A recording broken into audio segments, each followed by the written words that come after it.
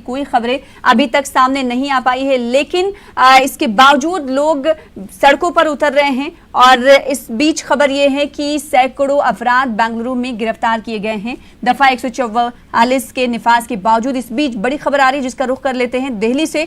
मंडी house metro station को बंद कर दिया गया है। 15 मेट्रो स्टेशन अब दिल्ली में बंद हैं। एहतजाज को नाकाम बनाने की कोशिश के तौर पर इकदाम देखा जा सकता है। इंतजामिया की जानिब से मुजाहरे की इजाजत नहीं दी गई है।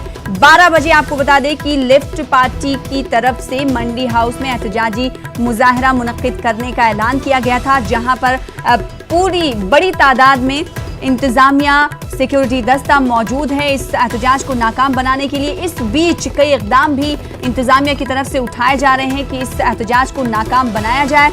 और इसी के पेश नजर मंडी हाउस मेट्रो स्टेशन को भी बंद कर दिया गया है। और ऐसे में अब 15 मेट्रो स्टेशन बंद किए गए हैं एहतजाज को नाकाम बनाने के लिए। इंतजामिया की जानिब से मुजाहरे की इजाजत नहीं दी गई है। हालांकि 12 बजे का वक्त दिया गया था लेफ्ट पार्टियों की तरफ से मंडी हाउस पर इकट्ठा होने और एहतजाज करने के लिए।